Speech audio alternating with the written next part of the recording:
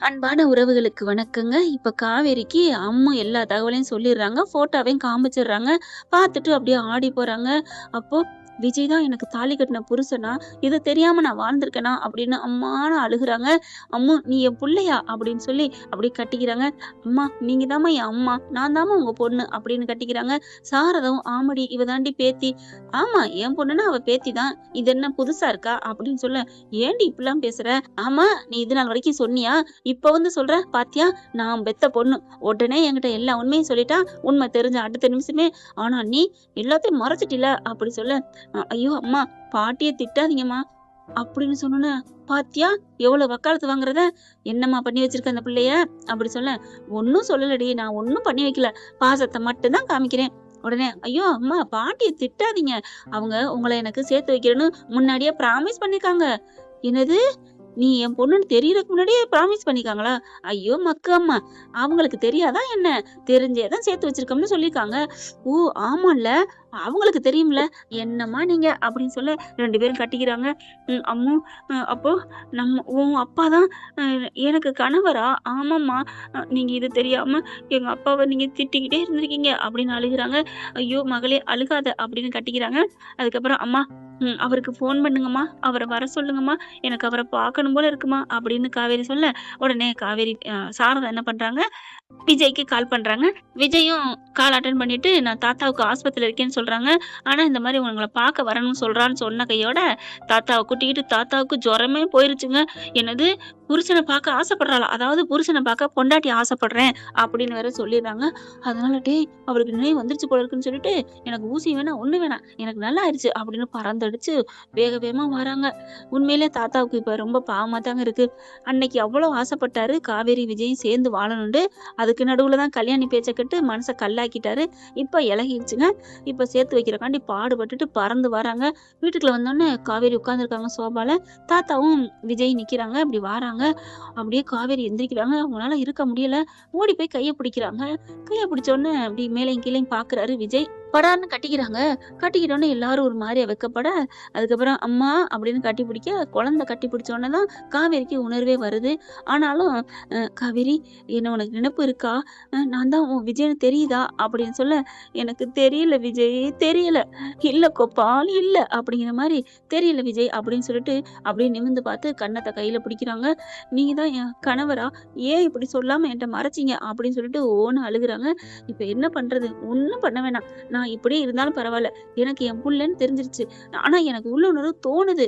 சும்மா அதெல்லாம் தோணலைன்னா, நீங்க என் புருஷன்னு சொன்னா நான் வந்து பிடிக்க மாட்டேன். கட்டி பிடிக்க மாட்டேன். பேசவும் மாட்டேன். ஆனா என் மனசுக்குள்ள அன்னையிலேருந்தே நீங்க வந்து என் கனவுல வர்றீங்க. தாலி கட்டுறீங்க. என் கூட பேசுறீங்க, பழகுறீங்க. எல்லாம் பண்றீங்க தெரியுமா? அப்படின்னு சொன்னோனே, விஜய் என்ன பண்றாங்க, "நிஜமாவா? எல்லாமே பண்றேனா?" அப்படின்னு திரும்ப, "ஆமா. ஏன்? இதுல என்ன ஒரு மாரியா கேட்குறீங்க?" "சரி, சரி. ஒண்ணும் இல்லம்மா" அப்படின்னு திரும்பிக்கிறாரு விஜய். அதுக்கப்புறம் எல்லாரும் ஆறாமோற உட்காந்து பேசுறாங்க. "சரி நடந்ததெல்லாம் நடந்து போச்சு. விட்டுருங்க. ஒண்ணும் பிரச்சனை இல்ல. இப்ப இவங்க கழுத்துல தாலி இல்ல. 2 பேரும் கல்யாணம் பண்ணி வச்சலாமா?" அப்படின்னு தாத்தா கேட்குறாங்க. "என்னது தாத்தா கல்யாணமா? ஏன் தாத்தா?" காவேரி கேட்குறாங்க. "இல்லம்மா கல்யாணம் பண்ணி வைக்கிறது கரெக்ட் தானே. உன் கழுத்துல தாலி இல்லைல்ல. அதெல்லாம் அம்மா வச்சிருப்பாங்க. எடுத்து போட்டுக்க வேண்டியது." "அப்படி இல்லம்மா 5 வருஷத்துக்கு மேல ஆயிருச்சு. நீங்க புதுசா மறுபடியும் கல்யாணம் பண்ணிக்கிட்டா நல்லாருக்கும்." அப்படிங்கிறாரு. அப்படின்னு சொன்ன கையோட சாரதா என்ன பண்ணாங்க, சரிங்க பெரியவரே தாலிய கட்டிர்லாம்." அப்படிங்கல காவேரி ஒரு மாரியா பார்க்குறாங்க. விஜய் வராரு. "ஏன் காவேரி உனக்கு இந்த கல்யாணத்துல இஷ்டம் இல்லையா?" "ச்சே ச்சே அப்படிலாம் இல்ல. நான் ஏன் இஷ்டம் இல்லைன்னு சொல்லப் போறேன். எனக்கு சந்தோஷம் தான். அப்புறம் ஏன் வேணாங்கிற?" "இல்ல இந்த கல்யாணம் பண்றதுனால மட்டும் நான் உங்க மனைவி, நீங்க என் கணவன்னு ஆகப்போறது இல்லைல்ல. என்னைக்கோ ஆண்டவன் நமக்குள்ள முடிச்சு போட்டுருக்கான். இதோ நமக்கு ஆதாரமா புள்ள இருக்கா. அப்புறம் எதுக்கு கல்யாணம்னு நான் நெனச்சேன்." "அப்படி இல்லம்மா. ஊர் உலகத்துக்காக வேணும்ல. அதுவும் இல்லாம நான் உனக்கு தாலி கட்டுனேன்னா, உனக்கு சுயநினைவு வந்தாலும் வரலாம் இல்லையா? அதனால தான்." அப்படின்னு விஜய் சொல்ல, அப்படியே ஒரு மாரியா பார்க்குறாங்க. எனக்கு நினைவு வருமா? நினைவு வராம போயிட்டா என்ன பண்றது?" அப்படின்னு சொல்லிட்டு, "பரவால்ல. எனக்கு என் அம்மு இருக்கா. எனக்கு அது போதும். இனிமே நான் எதுவுமே இல்லாம இருக்கையிலே நான் அம்மு வேணும். அம்மு மட்டுமே வச்சு வாழலாம்னு நான் நெனச்சேன். இப்ப எல்லாம் தெரிஞ்சிருச்சு. என் புள்ளைய நான் ஏன் விடணும்?" அப்படின்னு சொல்லிட்டு கட்டி அணைச்சுக்கிறாங்க. அப்ப கரெக்ட்டா அப்படி பேசிட்டு இருக்கையில விஜய்க்கு ஃபோன் வருது. "சார் ஆஸ்பத்திரிக்கு வர சொன்னீங்க. வந்துரட்டுமா? நான் வந்துட்டேன்" அப்படிங்கிறாங்க. ஆஸ்பத்திரிக்கு வர வேணாம். நான் ஒரு லொகேஷன் அனுப்புறேன். அங்க வர சொல்லுங்க. அங்க வாங்க" அப்படிங்கிறாங்க. சரின்னு சொல்லிட்டு அங்கே வந்துடுறாரு. இப்ப காவேரி, சாரதா எல்லாம் பேசிக்கிட்டு இருக்கையில தான் வர்றாங்க. விடுறாங்க. மேல வாங்க, கதவ தொறந்துட்டு உள்ளார வாங்க அப்படிங்கிறாங்க. உள்ளார வரையில என்ன பண்றாங்க, யார் தம்பி? இல்ல நம்ம மேனேஜர் தான் அப்படிங்கிறாங்க. போயிட்டு கதவ திறக்குறாங்க. உள்ளார வராங்க. பார்த்தோனே, மேடம் நீங்களா? சார் என்ன சார்? உங்க wife Kaveri miss, Kaveri miss சாரிங்க. காவேரி மேடம் நல்லா இருக்கீங்களா? அப்படின்னு கேட்க, அப்படியே திரு திருன்னு காவேரி முழிக்க, என்ன சார் உங்க மேடம் இந்த உலகத்த விட்டே போயிட்டாங்கன்னு சொன்னீங்க. இப்ப உயிரோட நிக்கிறாங்க. அப்படின்னு பார்க்க எல்லாரும் வாய அடைச்சு போய் நிக்கிறாங்க. காவேரி மேடம் உங்களுக்கு ஒண்ணு புரியுமா? உங்களுக்கு உலகத்த விட்டே போயிட்டாங்கன்னு சொல்லி இவரு பைத்தியம் முடிச்ச மாரி இருந்தாரு. சாரு முழுசாவே வேலையில ஈடுபடவே இல்ல. எல்லாத்தையும் என் தலைல தான் இல்ல என்ட்ட தான் பொறுப்பா ஒப்படைச்சாங்க. அந்த புள்ளைய வச்சு அம்முக்காக தான் உயிரே வாழ்ந்துட்டு இருக்காரு தெரியுமா எங்க பாஸு. உங்க மேல அவ்ளோ இதா இருக்காரு. இப்ப எப்படி ஒண்ணு சேர்ந்தீங்க? இப்பதான் எதார்த்தமா பார்த்துக்கிட்டீங்களா? அப்படிங்கல இப்படி எல்லாரும் பார்க்குறாங்க. மேடம் ஆமா பாஸோட ஒய்ஃப் தான் இவங்க. இப்ப அவங்களுக்கு எப்படி இருக்காங்க? உயிரோட எப்படி வந்தாங்க? சார் எப்படி சார் வந்தாங்க? அப்படி இப்படின்னு எல்லாத்தையும் சொல்ல, எல்லாரும் பார்த்துட்டு இருக்காங்க. காவேரி பாக்குது. இங்க வாங்க சார் அப்படின்னு சொல்லி கூப்பிட, என்னங்க மேடம் என்ன உங்களுக்கு ஞாபகம் இருக்கா? உங்கள ஞாபகம் இல்ல. ஆனா எல்லாமே எனக்கு தெரிஞ்சதுக்கு அப்புறம் கடைசியா வந்து உண்மைய சொல்றீங்க பாத்தீங்களா? என்ன மேடம் சொல்றீங்க? ஆமா இத்தன நாளும் விஜய் யாரு, இவங்க யாருன்னு தெரியாம இருந்தேன். அப்பல்லாம் நீங்க வரல. இப்ப வந்து என் புருஷன், என் புள்ளன்னு தெரிஞ்சதுக்கு அப்புறம் இவங்க தான் உங்க புருஷன், இவங்க தான் உங்க புள்ளன்னு சொல்றதுக்கு வரீங்களா? இது என்ன? இது என்ன? அப்படிங்கல. மேடம் எனக்கு என்ன மேடம் தெரியும்? நீங்க இல்லன்னு சொன்னாங்க. இப்ப இருக்கிறீங்க. அதனால தான் கேட்டேன். சார் இதுல சைன் போடுங்க சார் அப்படின்னு சொல்லிட்டு சைன வாங்குறாங்க. மேடம் இருந்தாலும் நீங்க அப்பலாம் எவ்வளவு நல்லவங்களா இருப்பீங்க தெரியுமா? என் பிறந்தநாள்னு சொன்னா அப்படியே காச கத்தையா எடுத்து குடுப்பீங்க. அப்படி லீவுன்னு கேட்டா உடனே குடுப்பீங்க. இப்ப எப்படி மேடம்? அங்க நீங்க பழையபடி வாங்க மேடம். நீங்க இல்லாம அந்த ஆஃபீஸே நல்லா இல்ல தெரியுமா? எப்படி இருப்பீங்க தெரியுமா ஆஃபீஸ்க்கு வந்தா? ஏன் மேடம் வரமாட்டேங்கிறீங்க? அப்படியே காவேரி பார்க்குறாங்க. விஜய் பார்க்குறாரு. ஆமா காவேரி, நீ தான் அங்க எல்லாமா இருந்த தெரியுமா? எல்லாமே உன்ட்ட தான் உன் பேர்ல தான் நான் ஒப்படைச்சேன். ஆனா விதி பிரிச்சிருச்சே அப்படின்னு சொல்ல, என்ன சொல்றீங்க?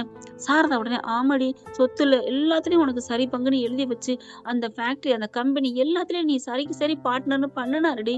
உன் மேல அவ்வளவு உயிரா இருந்தாடி. நீ தாண்டி மறந்துட்டு இருக்க. எப்படி அந்த நெனப்பே வரலையாடி? உன் புருஷன்னு பாருடி, கண்ண மூடி நெனச்சு பாருடி அப்படின்னு சொல்ல, ஐயோ அம்மா எனக்கு எந்த நெனப்பும் வல்லம்மா. ஒரு வேளை பார்க்கலாம். கல்யாணம் முடியட்டும் பார்ப்போம் அப்படிங்கிறாங்க. அதுக்கப்புறம் கல்யாணம் எனக்கு என்னமோ வேணான்னு நெனைக்கிறேன் அப்படின்னு விஜய் சொல்றாரு. ஏங்க மாப்பிள? அப்படின்னு சொல்ல, இல்ல பார்க்கலாம். கல்யாணத்துக்கு இப்ப என்ன? அப்படின்னுட்டு அதுக்கப்புறம் காவேரி பார்க்குறாங்க. வேணா ஒண்ணு பண்ணுவோமா? அப்படி சொல்ல, என்ன? ஆக்சிடென்ட்ல போணுச்சு பார்த்தீங்களா? ஆமா. அதே மாரி ஆக்சிடென்ட் இருந்துச்சுன்னா, திரும்பி எனக்கு நினைவு வந்துரலாம்ல? ஏன்னா படத்துலலாம் பார்த்தேன். நெறைய பார்த்துருக்கேன். ஏதாவது முட்டிக்கிட்டா, மறுபடியும் முட்டிட்டா அந்த நெனப்பு வந்துரும்னு சொல்லியிருக்காங்க. ஐயோ! படத்த பார்த்து என் ஆர்வ கோளாறு பொண்டாட்டி எல்லாத்தையும் சொல்றாளே! ஏம்மா ஆக்சிடென்ட் பார்த்தா உனக்கு நினைவு வரட்டும். நான் தப்பு சொல்லல. சந்தோஷம் தான். ஆனா ஆக்சிடென்ட் பண்ணையில வண்டிக்கு ஏதாவது ஆகி, உனக்கு ஏதாவது ஆயிட்டா, நான் தான் வெளியில நிப்பேனே! அப்படி சொல்ல, அப்படின்னா நீ ஆக்சிடென்ட்ட பார்க்கணும். அவ்வளோதானே? ஆமா. அப்படி சொல்ல, சரி வாங்க, வெளில வாங்க அப்படின்னு சொல்லி கூப்பிடுறாங்க. சாரதா பாக்குது. தம்பி வேணாம் தம்பி. அவளுக்காக விபரீதம் பண்ணிக்க வேணாம். ப்ளீஸ் நான் சொல்றத கேளுங்க அப்படிங்கிறாங்க. இல்லத்த என் பொண்டாட்டி ஆசைப்பட்டுட்டா. அவளுக்கு சுயநினைவு வந்தா எனக்கும் சந்தோஷம். எல்லாருக்கும் தானே சந்தோஷம் அப்படின்னு சொல்லிட்டு இன்னொரு கார் ரெடி பண்றதுக்கு வெளியே போறாங்க. ஐயோ வேற ஏதாவது தப்பா நடந்துற போகுது. வேணாம் தம்பி அப்படின்னு சொல்லிட்டு சாரதா பின்னாடியே வராங்க. காவேரி என்ன பண்றாங்க? எவ்வளவு நம்ம மேல பாசமா இருந்திருக்காரு. சொத்தையும் நமக்கு எழுதி வச்சிருக்காரு. இவரையா நம்ம தெரியாதுன்னு சொன்னோம். ஆண்டவா இப்ப பண்ண போறதுல எனக்கு நினைவு வரணும். எனக்கு விஜய் தான் என் புருஷங்கிற நினைவு வந்துட்டா போதுமே. ஐயோ எப்போ வரப்போகுது அப்படின்னு ஃபீல் பண்ணிட்டு இருக்காங்க காவேரி. அன்பான உறவுகளே, மனசு வலிக்குதுங்க. என்ன சொல்றதுன்னே புரியல. மகாநதி முடிவாக போகுது. இந்த முடிவை நான் எதிர்பார்க்கவே இல்லை. யாரும் எதிர்பார்க்கல. இப்பதாங்க எனக்கு தெரியும். பேசி முடிச்சிட்டேன். முடிச்சதுக்கு அப்புறம் தான் இந்த நியூஸ் தெரிஞ்சிச்சு. எனக்கு அழுக வருது. என்னால ஒரு சின்ன ஒரு திரும்ப கூட பிரிவு நான் தாங்க முடியாதுங்க. எவ்வளவு பெரியது, எவ்வளவு பெரியது. வேர்ல்டு ஃபுல்லா ஒரு ஃபேன் பேஜஸ் இருக்குன்னா அது எம்மன் தான், மகாநதி தான். என் செல்லங்க, என் தங்கங்க, என் செல்லா குட்டிங்கன்னு சொல்லி எவ்வளோ வர்ணிச்சிருக்கோம். அவங்கள பத்தி ஒரு சின்னதா 2 பேரை பத்தி ஒரு சின்னதா ஒரு போட்டா கூட வியூஸ் போகுங்க. அவங்க முறைச்சுக்கிட்டாங்க, ஏ செல்லம் என்னடி அப்படின்னு பேசினா கூட அதையும் ரசிப்பாங்க. ரசிக்கிற மாதிரி தானங்க அவங்க இருந்தாங்க. என்னால தாங்க முடியல. எப்படி இதை இழக்க போறேன்னு, இதை இழந்துட்டு எப்படி இருக்க போறேன்னு தெரியல. அன்பான உறவுகளே, எல்லாரும் தாங்கி தான் ஆகணும். கெட்டதுல ஒரு நல்லதுன்னு சொல்லுவாங்க. அதைத்தான் நான் நினைச்சு தேத்திக்கிறேன். இப்ப முடிய போறது நமக்கு கெட்டதா இருந்தா, அடுத்து ஒரு நாடகத்துல நல்லதா வருவாங்க, இன்னும் மறுபடியும் வருவாங்க. வரணும் அப்படின்னு வேண்டிக்குவோம், ரிக்வெஸ்ட் வைப்போம், பிரார்த்தனை பண்ணுவோம். நீங்களாம் எப்படின்னு தெரியல ஃப்ரெண்ட்ஸ். இல்ல எப்படின்னு தெரியலன்னு சொன்னா நான் ஒரு முட்டாள் அப்படின்னு தான் சொல்லுவேன். நீங்களாம் அப்படித்தான், என்ன மாதிரி தான் அப்படின்னு தான் நானும் சொல்லுவேன். ஏன்னா என்ன மாதிரி தானே நீங்களும். வீக்கா செல்லங்க மேல எவ்வளவு உயிரா இருந்தோம். என்னால தாங்க முடியல, எனக்கு அழுகையா வருது. பேசி முடிச்சுட்டேங்க, 1 மணி நேரம் ஆச்சு பேசி முடிச்சுட்டேன். இப்பதான் எனக்கு வார்த்தையே வரல. நான் எப்படி இருக்க போறேன், என்ன இருக்க போறேன்னு எனக்கு தெரியல. ஒரு பொண்ணு தர்ஷனாங்கிற பொண்ணெல்லாம் மகாநிதி பேயின்னு சொல்லலாம், அந்த அளவுக்கு இருக்காங்க. எந்த நாடகம் போட்டாலும் அதுல பாப்பாங்க. எந்த நாடகம் பார்த்தாலும் நான் எல்லா ரிவ்யூலையும் பார்த்திருக்கேன், கமெண்ட்ஸ்ல இருக்கும் அந்த பொண்ணு. எனக்கிட்ட இருக்கிற ஃபேன்ஸ் எல்லாமே மகாநதி ஃபேன்ஸ் தாங்க. அம்புடுமே சிவசங்கரி, பிரியா, ஜெயலட்சுமி, கலாராணி, ஹமிதா பானு, இன்னும் நிறைய, எத்தனை பேர், இன்னும் நிறைய அன்பர்கள். எனக்கு என்ன சொல்றதுன்னே தெரியல. நான் விடுபட்டிருந்தாலும் தப்பா எடுத்துக்காதீங்க. என்னால தாங்க முடியலங்க.